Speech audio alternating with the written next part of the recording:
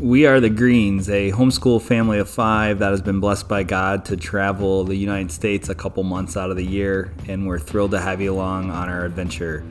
We try to live life on the greener side.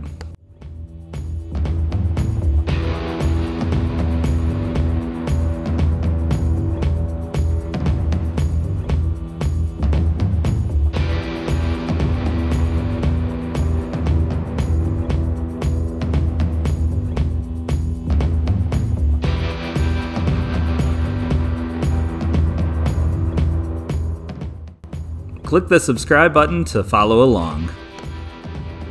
When you're traveling with an RV, you just got to remember that sometimes things don't go to plan. I've been told that RV actually stands for ruined vacations, which I disagree with that. We love our camper, but this is one of the times that it didn't help our vacation, and that could be absolutely my fault as well.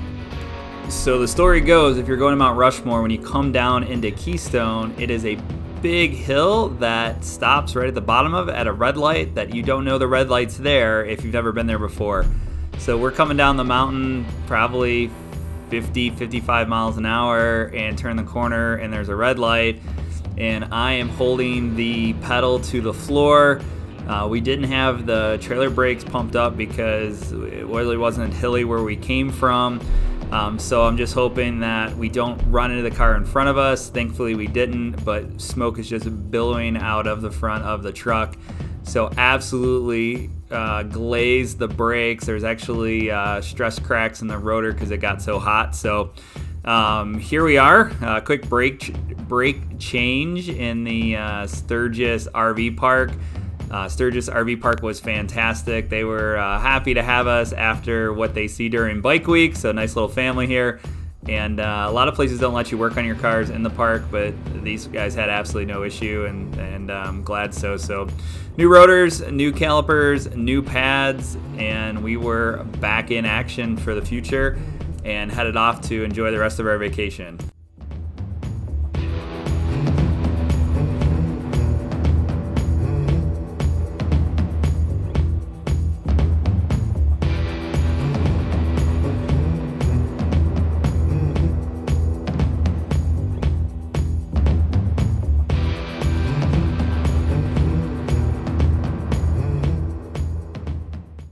So this video here is a bit of Anks, and that is a Fireside Valley in the Tetons. It is incredibly tight, incredibly dusty.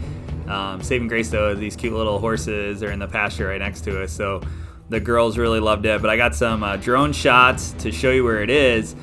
There's not much to our places to camp at in the Tetons, especially if you got a big rig. So like here's the drone and you can see how tight this place is, but the Tetons are right over there. It was smoky, so they're not crystal clear, but in good times it's probably an amazing view. But just wanted to give you a little insight to this place. It does have its own bar. It's a nice campground in the grand scheme. The people were nice and things of that nature, but boy do they pack you in there on this one. And again, you're really limited in this area if you got a big rig, so wanted to just give you an update there. If you're headed to the Tetons, would I recommend staying there? No. Will you stay there? Yeah, probably, because there's nowhere else to stay if you're over 40 feet. So, it is what it is. And, just again, wanted to give you an update so you could see what you're dealing with.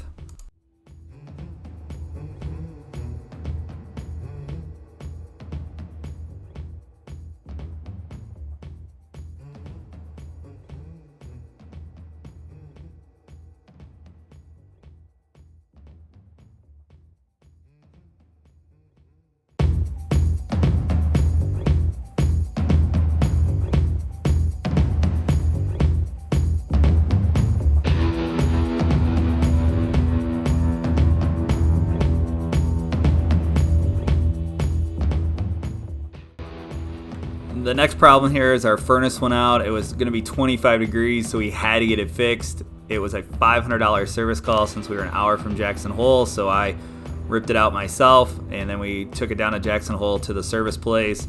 It was $200 for them to figure out the screws were stripped on that holds the igniter in place, so they fixed it. and then I got to reinstall it and everything worked, but on a brand new rig. What a bummer. We did get to visit Jackson Hole though. Awesome city. Go check it out. It is super cool. And then when we got back, we celebrated with our first fire since the fire ban was lifted, so the girls were excited to roast marshmallows